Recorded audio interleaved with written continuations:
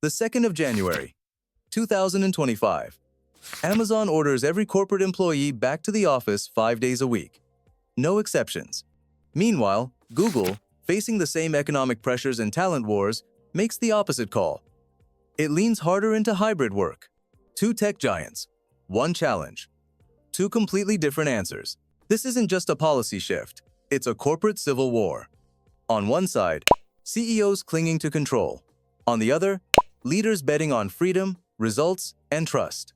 And quietly, there's a third option emerging that's making people rich without picking a side.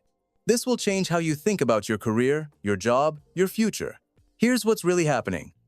We are living through the largest workplace experiment in modern history, and you are the test subject. Amazon CEO Andy Jassy dropped the hammer. Back to the office. 5 days. No flexibility. But Google? They crunched the same numbers and said, hybrid is working. Why fix what isn't broken? According to McKinsey's 2025 Workforce Pulse, companies offering remote flexibility are now attracting 24% more applicants and retaining top talent significantly longer. Leaked data from several major tech firms, including Google and Meta, revealed that remote teams often outperform their in-office counterparts, shipping projects faster and with fewer blockers. But despite this, return-to-office mandates are rising. Why? It's not about productivity. It's about power, optics, control. Elon Musk famously forced Tesla staff back into offices. It didn't improve output, it triggered resignations. And according to PwC's 2025 Future of Work report, rigid in-office policies negatively impact employee satisfaction, morale, and productivity, which can definitely more than double the turnover risk. This isn't hypothetical anymore. Thousands of skilled professionals are ditching legacy corporations for remote-first startups.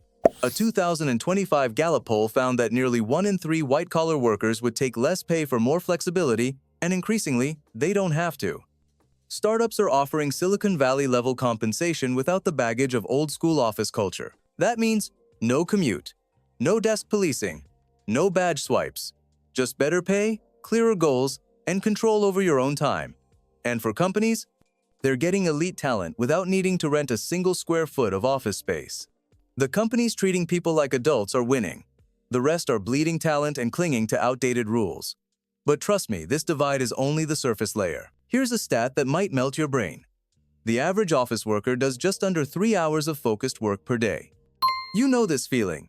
9 a.m. emails, 9:30 stand-up, 10 coffee break, 11 finally get started. Then another meeting, 2:30 interrupted, 4 p.m. you're spent. That's not a workflow. That's productivity cosplay. But remote workers? According to Stanford's 2025 WFH study, they're not only more productive, they actually work fewer hours. Because there's less noise, less surveillance, fewer performative rituals. A recent report from Harvard Business Review confirms it. Companies shifting to remote-first models saw 13% higher output and 23% better work-life satisfaction scores. The office was built for factories, not brains. We don't need synchronized hours, we need uninterrupted space to think. That's why you see engineers, marketers, analysts quietly migrating away from the cubicle. They're not lazy, they're efficient. Think about it this way. If you had to write a novel, would you do it in a noisy cafe with people constantly interrupting you? Or in a quiet space where you could actually think? The modern office is that noisy cafe, but somehow we've convinced ourselves it's productive. But let's get serious. This isn't just about productivity. It's about survival. In 2025, Gallup reports that 66% of workers globally feel burned out. Not because they're overworked, but because they're undervalued, micromanaged, and trapped in broken systems. Top burnout causes? Not hours, not effort. It's pointless approvals, misaligned priorities, and over-surveillance. One marketing exec told me she spent 6 weeks getting approval for a $250 Instagram campaign. That cost more in meeting hours than the entire ad budget. Burnout is silent. It doesn't always look like collapse. It looks like employees who stop caring, who attend meetings with their cameras off, who reply with thumbs up to every task. 50% of US workers now admit to quiet quitting, and that's doing the bare minimum because they've lost faith in leadership. And get this, companies are responding to this epidemic by installing productivity surveillance software. It's like treating a broken leg by making the patient run faster. The problem isn't that people aren't working hard enough, it's that they're working in fundamentally broken systems. And when companies respond to burnout by forcing return to office mandates, it's like putting out a fire by pouring on gasoline. Now let's zoom out. While companies are fighting to pull people back in, governments are reshaping the playing field, and most employees don't even realize it.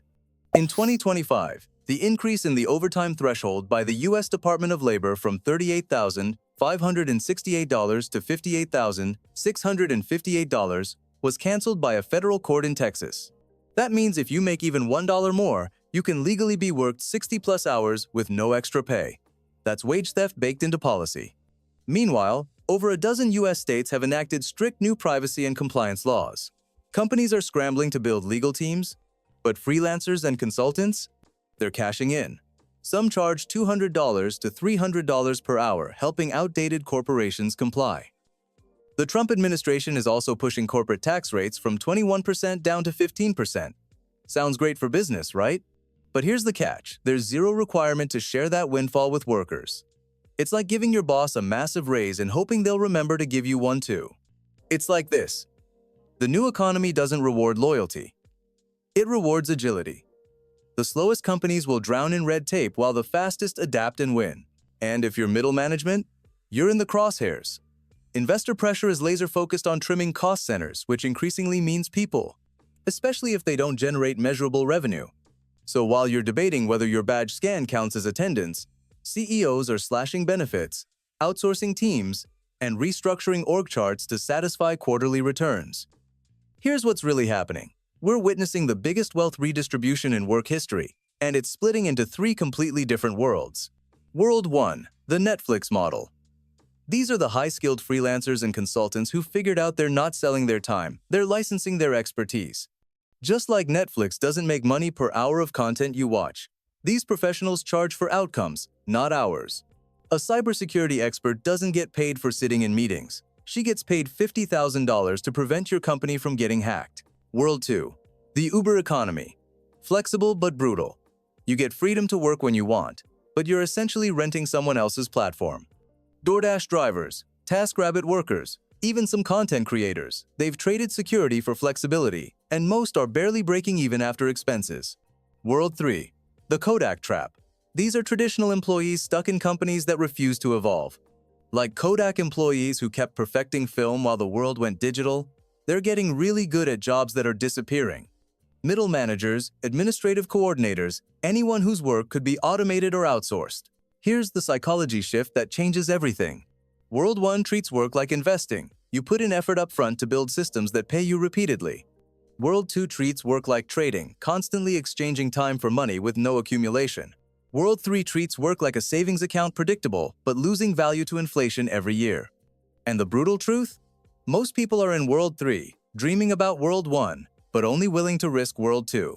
You know how TikTok's algorithm rewards creators who post consistently and engage authentically, while punishing those who try to game the system? Well, the job market just became TikTok. Companies used to be like traditional television networks. They decided who got airtime and when. Now, the best talent is going direct to audience.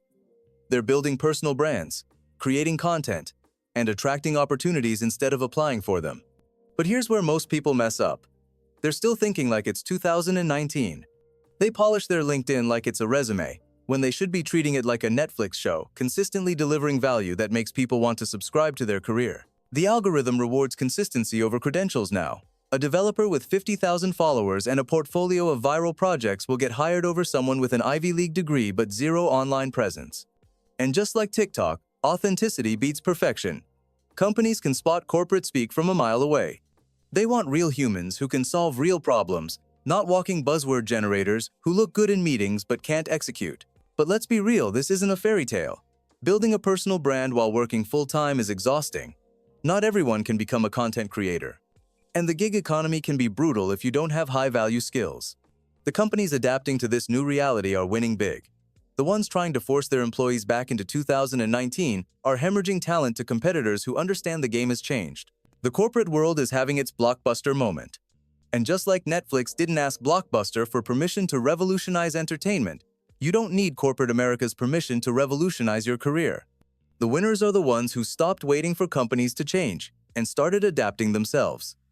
They're treating their careers like startups, testing, iterating, and scaling what works. So here's your homework. What's one skill you have that people would pay for outside your current job? Don't overthink it. Start small. Test the waters. Because the biggest risk isn't failing at something new, it's succeeding at something that's disappearing. So tell me, what's the most mind-blowing workplace policy change you've seen lately? Amazon's return to office mandate? Your company's new surveillance software? Drop it in the comments. I want to see how crazy it's getting out there. And if this changed how you see your career, hit that like button and subscribe.